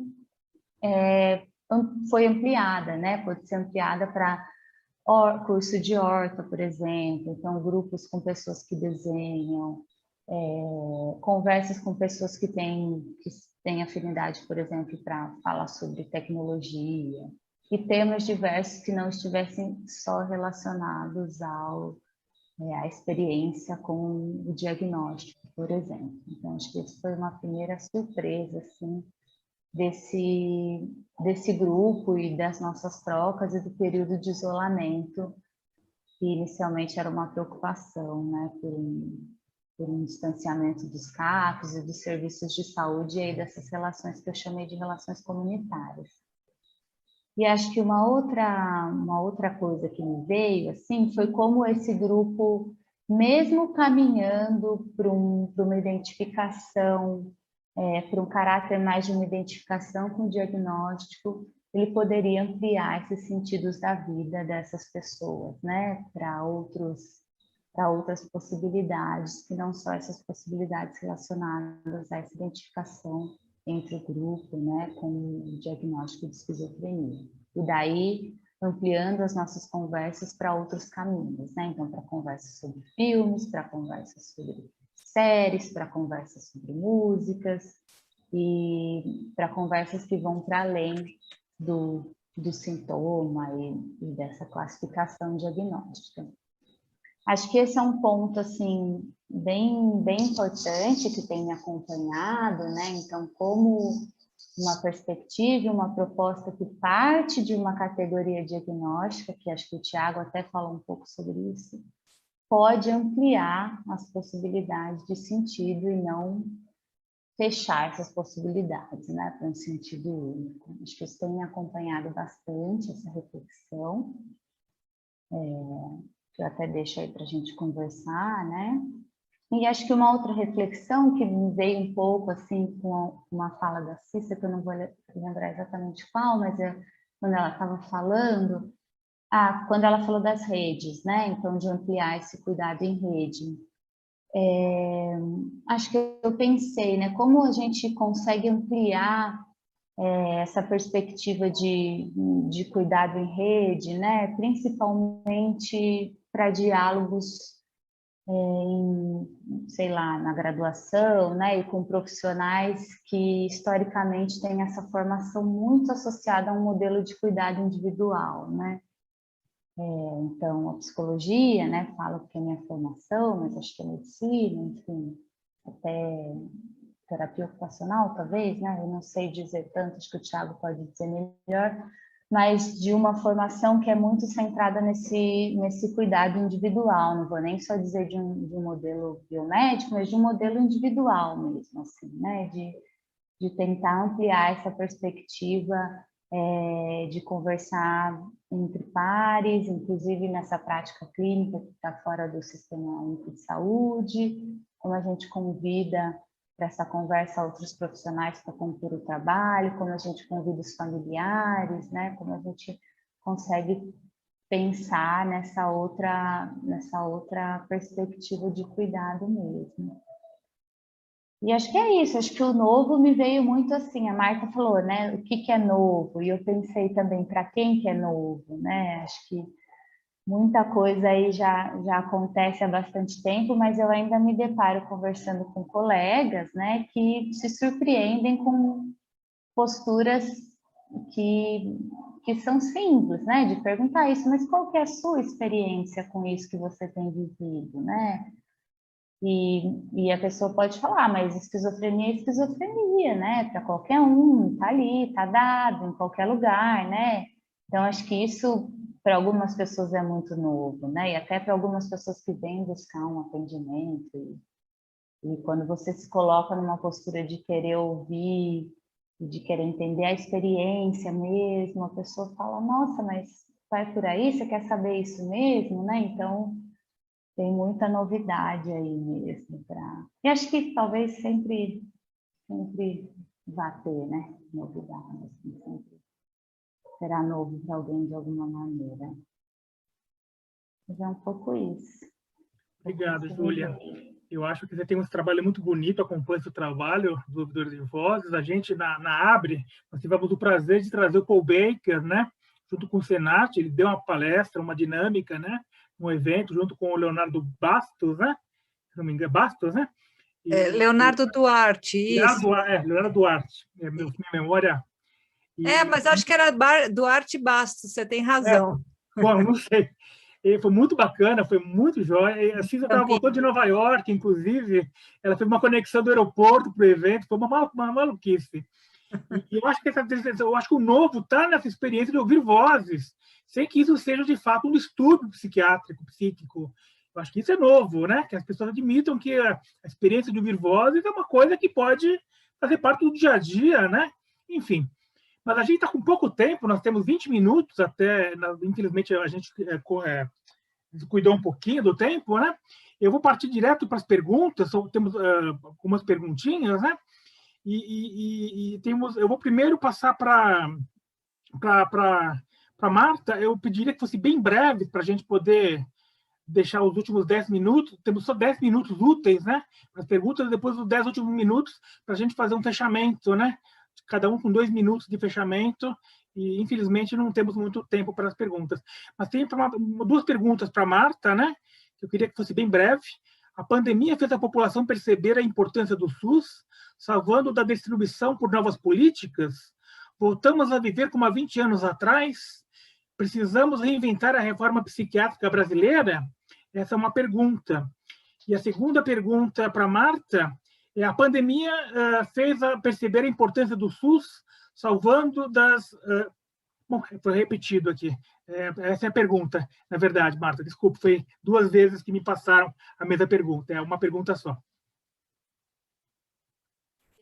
Que foi o Rafael que fez a pergunta. O Rafael é um parceiro antigo lá do Humaniza SUS. Agradeço a tua pergunta. É o Rafael, isso. Isso. Então, eu sempre acreditei muito no SUS, né? Eu trabalho no SUS desde que concluí a minha formação. Na verdade, toda a minha formação foi no SUS. E trabalhei 12 anos em CAPS também. Então, eu não sei se a gente volta atrás. Realmente a pandemia fez a população e até alguns políticos que estavam tentando destruir o SUS passaram a usar a camiseta, né, o colete do SUS.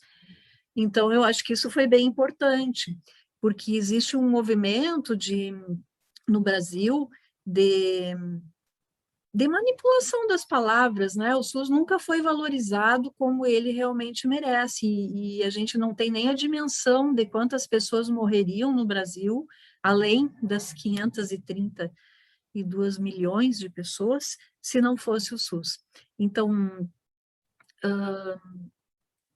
eu acredito no SUS e vou sempre defendê-lo, e acho que foi uma sacudida importante, sabe? Acho que é isso. Depois, se der tempo, eu falo alguma outra coisa. Mas obrigada, Rafael, por estar aqui o dia todo. Rafael foi também super dedicado ao evento e super participativo, fazendo perguntas muito relevantes ao longo de todo o dia. As meninas estão falando a técnica, que ele merece 2 certificados pela maneira como ele participou no evento, né? Mas, enfim. Com várias reflexões ao longo do dia todo, muito ricas. Muito bom. Tem uma pergunta para o Thiago aqui. Eu vou fazer na sequência, se der tempo a gente responde todas, se não der, a gente fica para uma...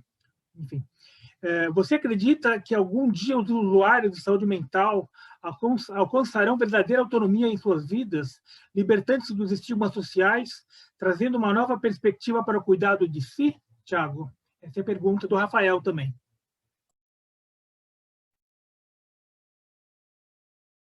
Legal, Rafael, obrigado pela pergunta e trazer, né, essa questão aí. Eu acho que é um ponto bem importante.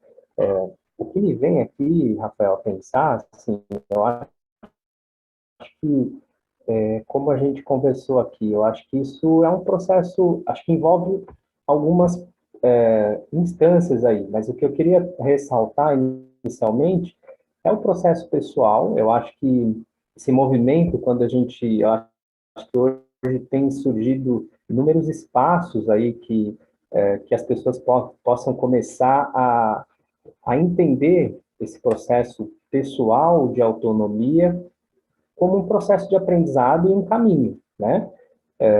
Eu acho que a gente poderia ter alguns discursos assim, mas o sistema, a política, né? Isso está aí, isso é dado, a gente tem essa vivência social, existe mesmo com essa condição que você trouxe do estigma, uma barreira, um elemento aí bastante sério, importante socialmente, que a gente vê bastante presente ainda, mas eu acho que isso começa por um processo também pessoal, Rafael. Eu acho que isso que eu gostaria de também trazer, esse elemento, no sentido assim, eu acho que esses movimentos, esses espaços, igual a gente também, essa iniciativa da rede, né, da Rede Recovery, a gente quer apoiar as pessoas para que as pessoas entendam que isso é um processo pessoal também, de fortalecimento pessoal. Eu acho que tem surgido, ao mesmo tempo, uma série de iniciativas e espaços que vão contribuindo para que também, tanto o processo pessoal das pessoas seja fortalecido, como ajudando aos poucos, gradativamente, porque aí é uma transformação cultural, né? Isso é um processo que leva tempo, a gente tem que sim, acho que esses eventos aqui são eventos fundamentais para isso, para a gente poder levar isso para mais pessoas, e também, gradativamente, isso ser, né, expandido para as pessoas, para a comunidade, para as famílias. Eu acho que isso é um processo de transformação que envolve várias instâncias, mas eu acho que pensando do ponto de vista individual, cada um, eu acho que é interessante que essa atitude pessoal, como a gente vê já uma série de, por exemplo, mesmo, né, citando o exemplo do Zé, do Joel, a gente tem várias pessoas que estão nesse caminho de desenvolvimento da autonomia pessoal, sabe? Então, isso, não sei se eu te respondi, mas são alguns elementos que me vieram agora, tá? Legal. A gente não tem muitas perguntas, acho que vai dar conta de responder todas. Tem alguns comentários da Maria Cristina Pereira de Oliveira, ela faz 2 comentários, né? Uma é a palavra-chave nesse processo de cuidado é o respeito, o primeiro comentário dela. O segundo comentário é cidadania ou direitos humanos, é uma pergunta, né? Então, enfim. Tem uma pergunta que não está direcionada a ninguém, eu gostaria que alguém tomasse a frente para responder. É uma pergunta que é a seguinte, da Michelle, de que forma é possível pensar a prática do recovery nos CAPs com a atual política de saúde mental? É uma pergunta para alguns de vocês responderem, quem se sentir mais à vontade.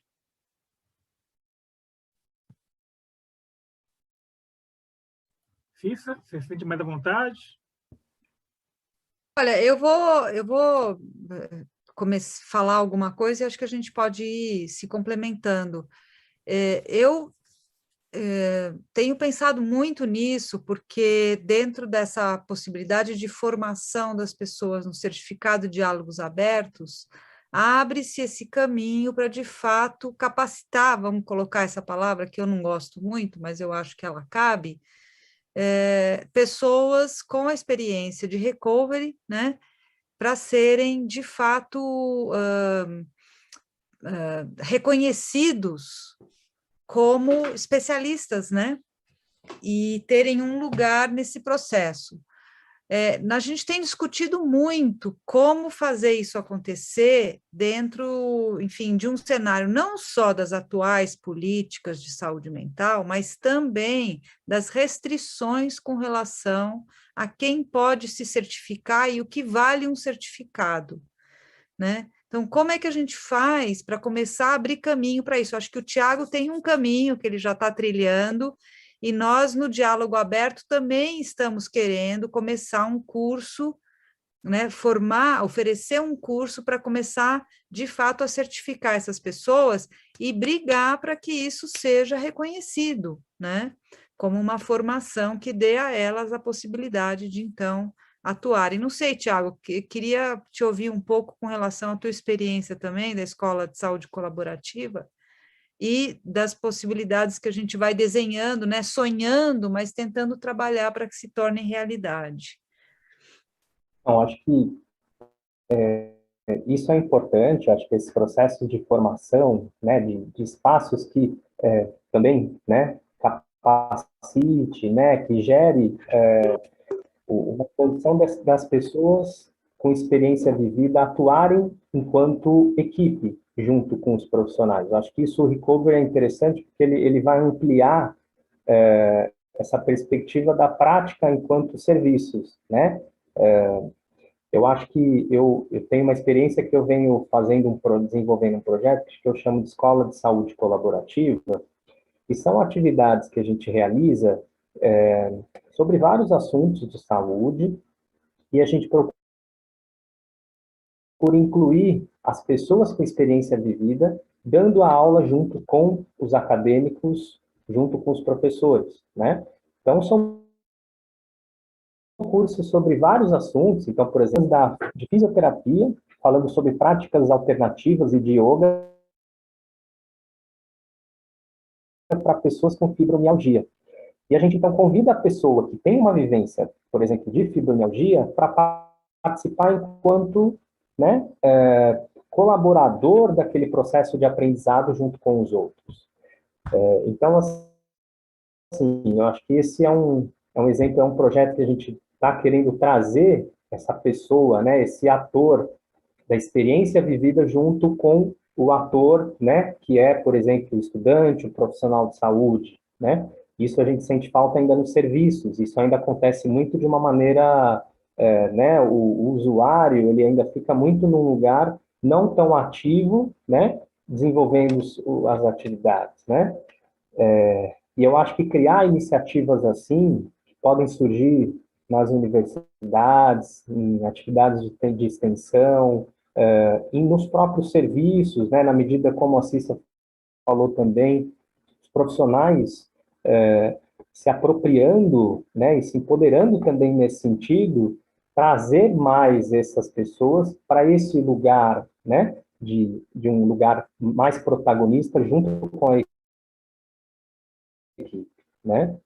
Na Rede Recovery, a gente também está para montar agora uma capacitação, tá? Que também pretende contribuir tanto para as pessoas com experiência vivida, com os profissionais e com os familiares também, tá?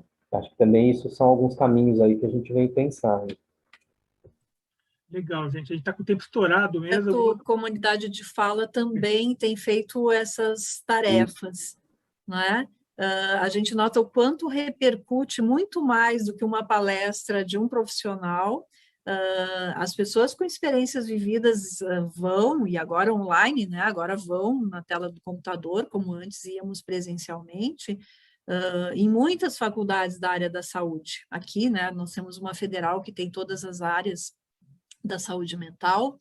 Então, agora, recentemente, tivemos na terapia ocupacional, em 2 momentos, com 2 disciplinas diferentes, levando a voz dos usuários numa disciplina de processos de grupo, para eles contarem a história desses 14 meses de grupo, como foi para eles ficar em grupo virtual na pandemia, e numa outra disciplina de saúde mental, eles foram como palestrantes do Comunidade de Fala. E aí os alunos ficam encantados. Quer dizer, eles também ficam encantados quando o profissional que tem uma experiência, que gosta do que faz, fala, também agrada, lógico, ensina, mas é outra vibe, né? Tu poder levar a pessoa que está ali, com aquela prática, já quebra um preconceito do aluno também, e para mim é a mesma lógica que vocês falaram, é formação e uma formação inclusiva. A gente já teve experiência de 2 pessoas que já estiveram internadas numa unidade psiquiátrica, irem àquela unidade psiquiátrica enquanto palestrantes falar para a equipe e usuários dali.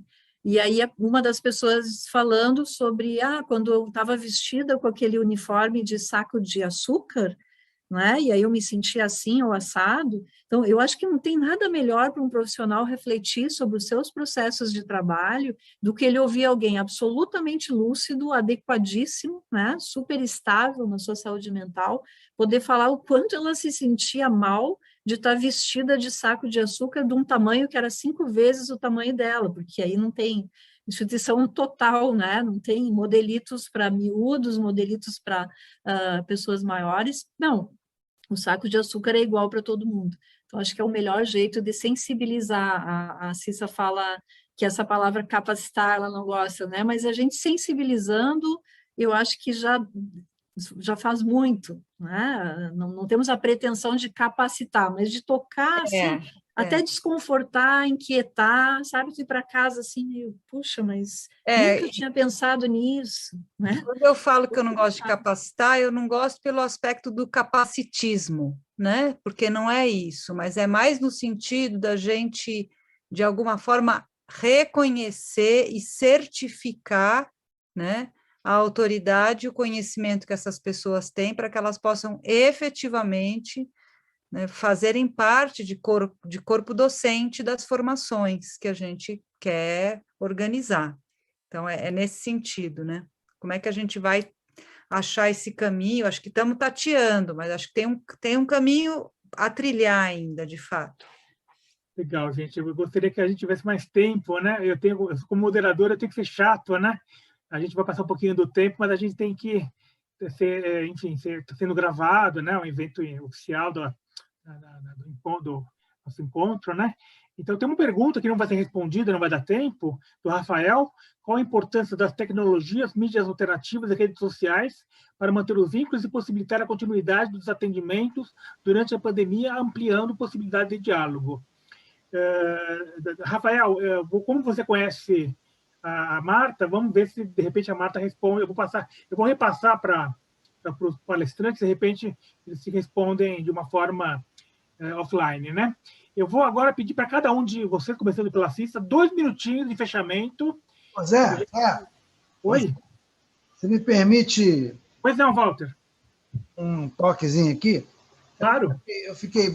Obrigado aí, desculpa, são 20h30, né, já está acabando, mas eu fiquei muito interessado naquela discussão inicial, porque me surpreendeu que o que mais chamou a atenção ali no começo, quando a gente falou dos modelos de cuidado, foi a palavra novo, né? E isso é muito interessante, porque a palavra novo parece muito desapropriada, muito não apropriada para qualquer coisa, na verdade, na vida, né? Como diziam alguns filósofos, né? Não há nada de novo, né, sob o céu. E aí a gente pode dizer assim, olha, pandemia não é nova, né? A última pandemia que a gente teve foi de AIDS, lembra? Pandemia de AIDS, 1981, né? As pandemias da peste, da Idade Média, não tem nada de novo em pandemia, o mundo tem pandemia desde que o mundo é mundo, tem quase nada de novo. Mas uma coisa interessante, porque o novo é uma palavra criticada, talvez, eu acho que vem de uma certa apropriação de todas as palavras, que uma coisa relativamente nova, por exemplo, no Brasil, é a falta de decência, por exemplo, das pessoas que dirigem o país, né? Isso é relativamente novo, apesar de que as pessoas sempre roubaram, sempre teve esse negócio todo, parece que chegou a um grau de falta de decoro, assim, que nós nunca vimos, por exemplo. Eu nunca vi um presidente da República, por exemplo, falar do jeito que no botequim eu já fico meio mal quando eu escuto pessoas falando no botequim do jeito que o nosso presidente fala, por exemplo. Eu acho isso novo, eu nunca tinha visto. Para quem já conhece os Estados Unidos, já esteve nos Estados Unidos, sabe que é novo você ter uma invasão do Capitólio. Isso jamais, em 200 anos de projeto americano, jamais aconteceu de entrar uma horda e invadir o Capitólio. E eu tive uma oportunidade muito interessante de conversar sobre isso com Paulo Freire, quando eu escrevi aquele livro com ele, A Pedagogia da Solidariedade, e eu falava com ele sobre isso. Eu falava, Paulo, a gente não está podendo mais usar palavra nenhuma, porque, na verdade, estão se apropriando de todas as palavras. Então, as mesmas pessoas que são autoritárias, elas falam que são democráticas, isso confunde a cabeça das pessoas. Aí você pega uma bandeira do Brasil, você sai vestido de verde e amarelo hoje, e você é confundido com a outra coisa. Então, você não pode mais fazer nada, você não pode usar palavra nenhuma, porque as palavras estão sendo desgastadas, estão sendo utilizadas contra as pessoas que criaram as palavras. E o Paulo ficou muito interessado, ele falou, não, você escreve sobre isso no livro, que vai ser uma coisa interessante. Foi exatamente o capítulo que eu escrevi lá sobre inconformismo nesse livro, Pedagogia da Solidariedade, estimulado pelo Paulo, Falou, não, escreve sobre isso no livro. Eu escrevi.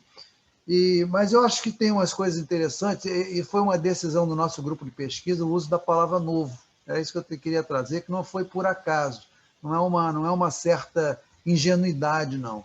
A gente quis trazer a palavra novo. Porque, por exemplo, a questão do recovery no Brasil é uma discussão nova.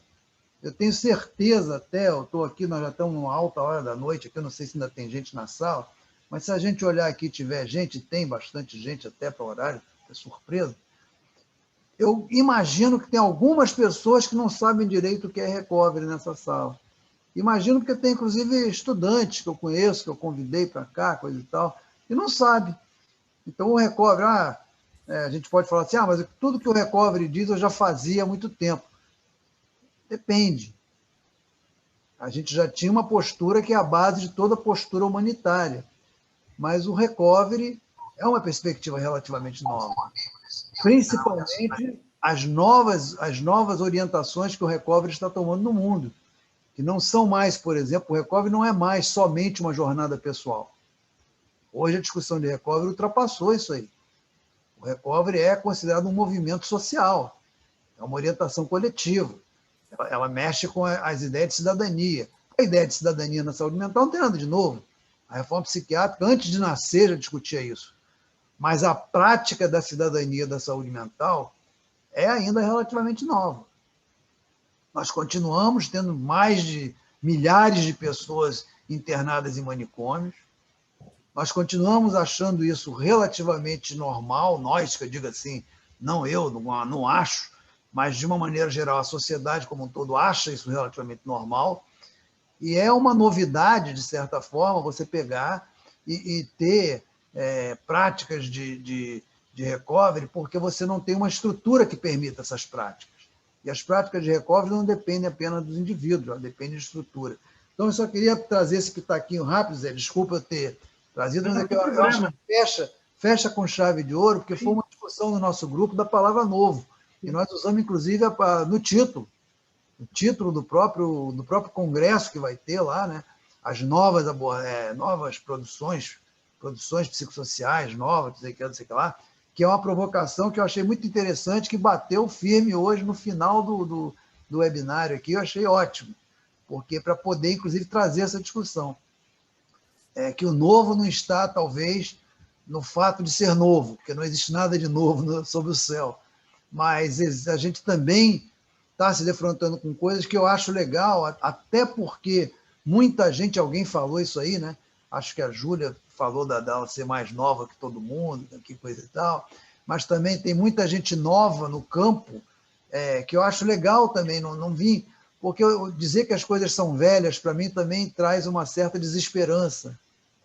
E essa galerinha nova que chega, saber que também tem possibilidade de criar uma coisa nova, entre aspas, de fazer um novo, de tentar o novo novamente, eu acho muito estimulante. Era só isso aí, Zé. Desculpa, eu não queria... Não, inclusive seu vídeo caiu e é estranho ficar ouvindo sua voz sem ver seu rosto, viu?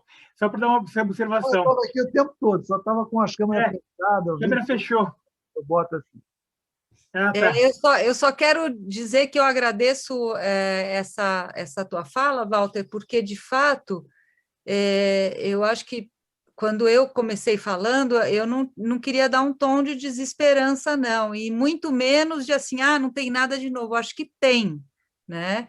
Tem uma maneira de estar junto e de construir junto que não é algo que eu via antes, não. Então, eu acho que é isso que o convite é esse, né? O que é que a gente vai honrar daquilo que a gente já tinha conquistado, né? E resgatar de alguma maneira e levar adiante, fazendo de uma forma diferente. Então, acho que esse foi perfeita a tua fala nesse sentido. E, se me permitem, enquanto moderador do meu pitaco, o novo, mesmo não sendo novo, ele é um fator alentador para que seja uma mola propulsora de esperança mesmo que seja realista, para as novas gerações acreditarem na possibilidade de mudar o país, de mudar o paradigma, porque isso, acho que o sonho se vive também, né?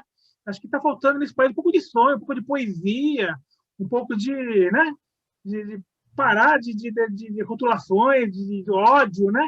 Acho que a gente tem que construir pontes, não muros, né? Então, acho que o novo é esse, na verdade, está aberto para o mundo, está aberto para o diálogo, está aberto para os diferentes, para as minorias e para os protagonistas, né? E eu, enquanto usuário, enquanto Joel também, que é usuário também, que eu acho que nós dois somos os únicos usuários aqui da roda de conversa, é muito gostoso estar sendo horizontalizado na participação mesmo com vocês, né? Fazendo, temos nossa voz sendo, a Abre tem um vídeo no canal chamado Escutem Nossas Vozes, né? É exatamente isso, escutem nossas vozes, né? Quantas minorias, quantas pessoas sofreram, quantas pessoas tiveram que morrer em asilos, né? E meu pai, minha família, nós temos uma tradição de doença mental, em memória do meu pai, em memória da mãe do meu pai, que também tinha doença mental, e eu também, que tenho esquizofrenia, eu faço disso uma missão, uma luta perene mesmo, uma missão para esse, enquanto tiver insistência mesmo. E graças a Deus, um sonho que se sonha junto não é sonho, é realidade. Muito feliz de estar aqui com vocês, gente. Muito obrigado, viu? E eu passo a palavra para a Cissa fazer a digressão dela de 2 minutinhos para a gente fechar. Já fiz, Gé, já fiz. Então, eu passo para a Marta. Então, super importante, Walter, tu falar isso. Se eu deu a entender, se a minha fala deu a entender que eu estava com uma crítica, não, eu achei uma baita oportunidade, sabe? Esse nome, para a gente poder revisitar e voltar, né? O que o Rafael estava perguntando, assim, dá para reinventar a reforma psiquiátrica? Lógico que dá, né? E eu acho que é nesse ir e vir que a gente pode ir fazendo isso. E nesse sentido, eu sou super esperançosa, assim. Então, se os alunos, de repente, ficaram com uma impressão de que eu estou dando... não, tudo é velho. Não, tem 1000 coisas que a gente pode reinventar, mas a partir de coisas que, para mim, não são velhas, que são aquelas que eu me alimento, e eu acho que elas são super atuais ainda. Mas também outra questão que eu queria para fechar mesmo, assim, é agradecer essa oportunidade, essa e tantas outras que o novo tem proposto, que é essa síntese. Isso me agrada muito, assim, isso é fazer a rede da rede. A gente está aqui falando de diálogos abertos, está falando da rede recovery, está falando dessa escola de saúde colaborativa, que eu fiquei super interessada em conhecer um pouco mais, está falando de comunidade de fala, e tem outras iniciativas, né? Os ouvidores de vozes, tem o pessoal do GAN, né? da Gestão Autônoma de Medicamentos, tem muitas iniciativas novas, mas que todas elas acabam fazendo uma síntese do que a gente quer, que é o empoderamento, que é cada uma por uma via, mas que vão chegando ao empoderamento e o protagonismo das pessoas, e no final é isso que se quer, né? Cada um vai fazendo o seu percurso, se o grupo é do comunidade de fala, se é ouvidores de vozes, se depois não tem mais ouvidores de vozes e o grupo se ressignifica, tranquilo.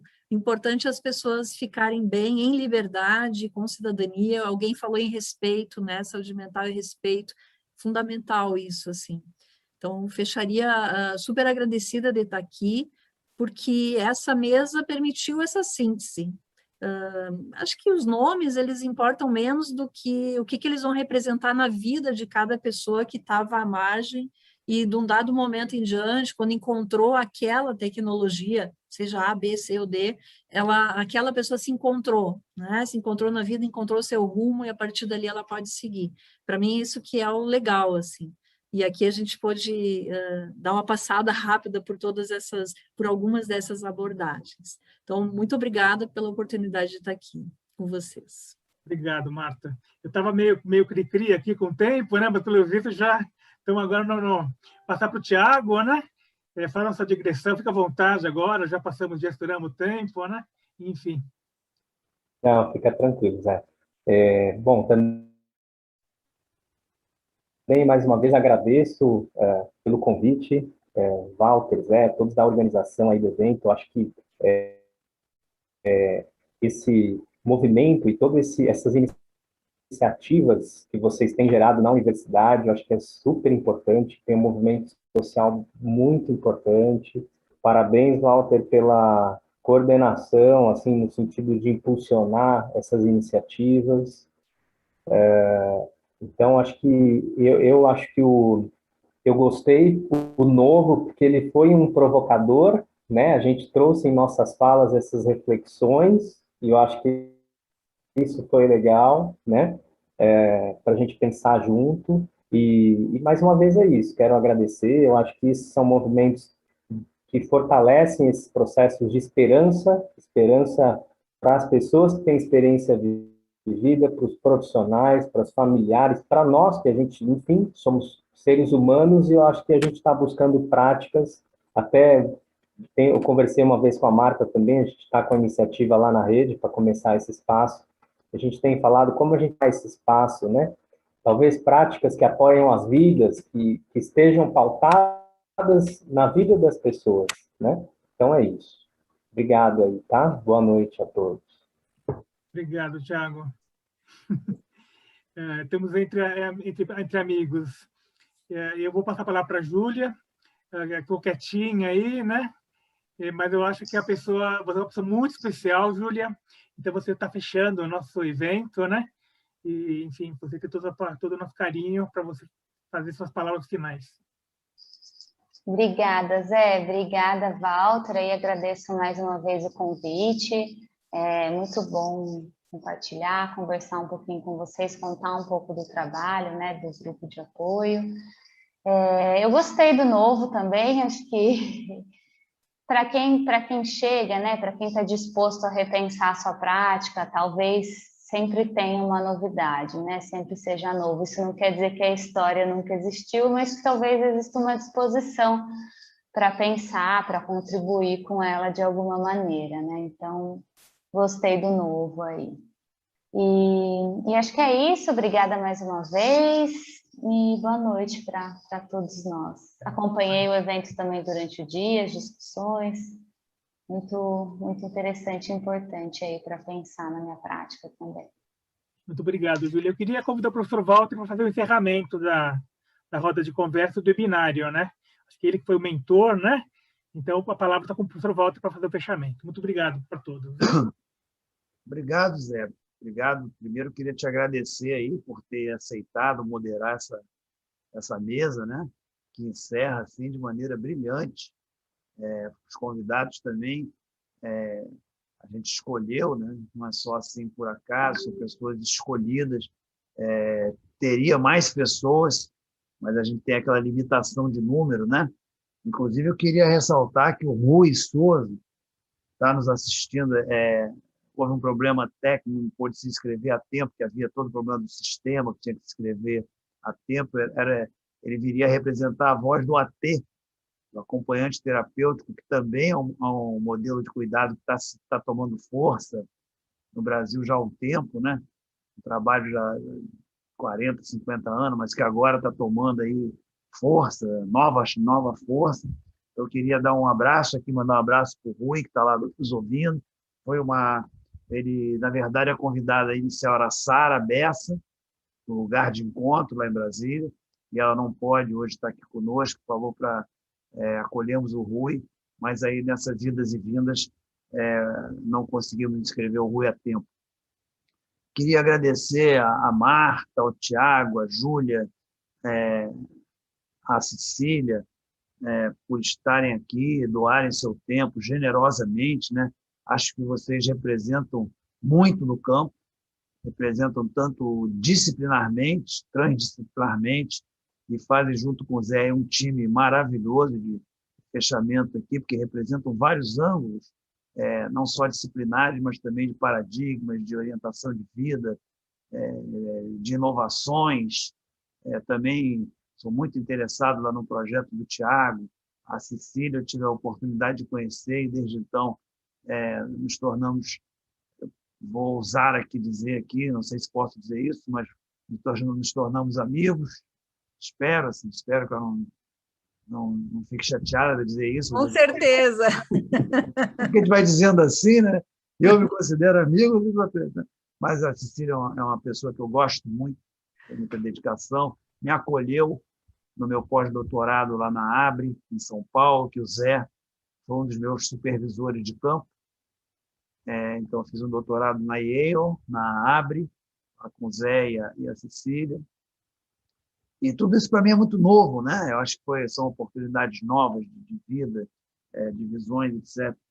E, bom, queria só transmitir aqui a minha alegria, a minha felicidade por esse pré-evento, né? A gente resolveu fazer isso aqui hoje para poder nos dar um norte também de como será o evento esse ano. A gente faz o Encontro Catarinense, já é o 13º. A Marta falava ali, né, da alegria que as pessoas sentem quando vêm nesse evento. É um evento nacional, a gente sabe da responsabilidade que é, porque ele foi criado, esse evento, tomou impulso numa época em que a reforma psiquiátrica estava meio morna, estava meio paradinha. Aí a gente aqui na UFSC foi solicitado e pegamos, e daqui desse evento nasceu a Abrasme, nasceu a revista Caderno Brasileiro de Saúde Mental, nasceu o primeiro mestrado profissional em saúde mental, tudo aqui desse evento do Encontro Catarinense. Ele virou uma agenda nacional, né? Então, são pessoas amigas, e a gente ficou assim perplexo, assim, não, vamos fazer o evento, não vamos, como é que vai ser? Virtual, nunca fizemos. E que a gente vai discutir o quê, afinal de contas, né? Agora é tudo diferente, essa pandemia, a vida mudou. Então, vamos fazer um pré-evento, e aí a gente vai dar um norte aí. Aí fizemos um pré-evento, uma das mesas com o nome próprio do evento, né? Da Aflições Contemporâneas, foi quando nasceu a ideia, mas agora também as coisas que a gente quer discutir no evento em outubro, aprofundar mais. Esse webinário está dando o chão para que a gente possa, juntos, inclusive, com a ajuda de vocês, continuar construindo esse evento para outubro, que eu espero que seja um evento que novamente contribua para reforçar a ideia da reforma, que também está atarantada, né? Nós temos aí uma apropriação, Marco, aquilo que você estava falando, que é terrível, né? Aí as pessoas se apropriam, por exemplo, a nova política de saúde mental é uma coisa horrorosa, né? A nova política de saúde mental. Aí você fica assim, aquela apropriação, você fica sem saber se pode usar as palavras mesmo. É isso mesmo, a Marta trouxe uma discussão importantíssima mesmo. Essa discussão não é ruim, nem é banal. A apropriação que nós estamos sofrendo de tudo, os caras falam em democracia, né? Nós estamos aqui lutando pela democracia. O coordenador de saúde mental cita, anteontem, lá na Câmara de Deputados, a Lei 10.216. Então, as pessoas que estão defendendo a volta do eletrochoque, defendendo o manicômio, defendendo tudo que a gente vê que são coisas terríveis, crimes contra a humanidade, crimes contra pessoas geralmente indefesas, porque já perderam seus direitos, já roubaram seus direitos. Então, cometem crimes contra essas pessoas e, com a maior cara de pau, falam, não, porque estamos aqui de acordo com a Lei 10.216, na nova política de saúde mental, em prol da reforma psiquiátrica. A gente se lembra, Marta, a gente se dá até uma angústia, né, de ouvir essas coisas, e é com a maior cara de pau. Então, a gente espera que esse evento possa ser também um ator social de resistência contra essas coisas que vão confundindo a cabeça das pessoas também. Principalmente as pessoas que chegam novas no campo e que chegam meio sem saber direito e não viram o movimento da luta antimanicomial em seus momentos mais florescidos, né? Que não viram o que foi o movimento da luta antimanicomial nos momentos melhores, nos momentos em que realmente dominava amplamente o campo, que a reforma psiquiátrica é ainda talvez um dos movimentos sociais mais fortes, embora latente, mas ela é um movimento social forte, um movimento social que sempre agregou gente, sempre teve esse caráter interdisciplinar, interparadigmático, horizontal, incluindo usuários, incluindo profissionais, são poucos lugares nesse país que você vai ver essa beleza. Você tem um usuário do sistema presidindo uma situação, um evento, participando com voz, e tem aqui uma horizontalidade entre profissões. Não importa aqui quem é médico, quem é enfermeiro, quem é motorista, as pessoas, nós temos essa característica. Então, é isso que a gente quer fortalecer, e eu só posso falar da minha alegria de ter tido um ótimo evento. A gente sonhou com esse evento, tem uma equipe que não está aqui na frente, mas que é fantástica, aí, que passaram o dia. Eu não gosto de citar nome, porque aí alguém esqueça alguém, dá um maior problema. Você falou todo mundo, não falou o nome da fulana, coisa e tal, isso é um horror. Mas a gente teve hoje aqui a Letícia, o Anderson, a Daiane, a Daimê, que fez um sacrifício enorme, com horário de trabalho, fazendo coisa durante o horário de trabalho, a Larissa, puxa, tanta gente aqui do nosso grupo de pesquisa, o próprio Zé trabalhou também nesse negócio, a Larissa. Lembra aí, Zé, para depois não me bater em mim lá no grupo, né? Porque é que a gente vai tendo que agradecer aí, né? Eu não quero me comprometer, não, professor. Mas é uma equipe fantástica. Sim, estão todos muito empenhados, muito vestem a camisa, muito bonito. E fez com que isso acontecesse, porque são essas pessoas, a gente sempre trabalha com essa perspectiva, fez com que isso acontecesse. E fica o convite, né, para a gente construir isso juntos.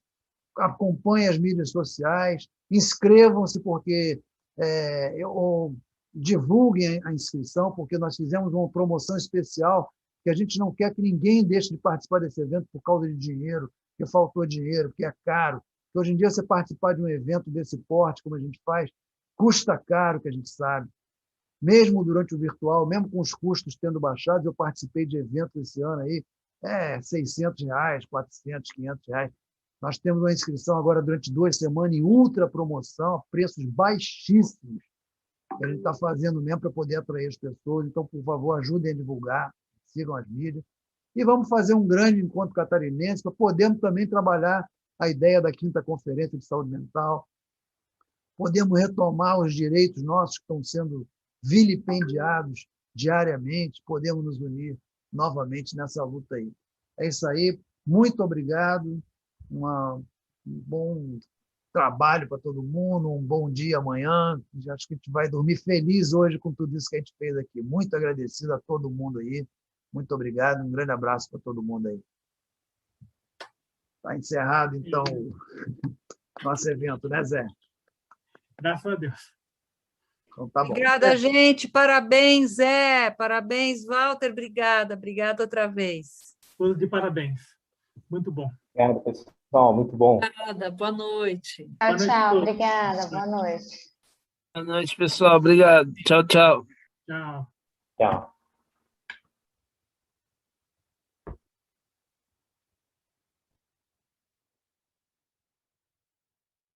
Obrigado a todos.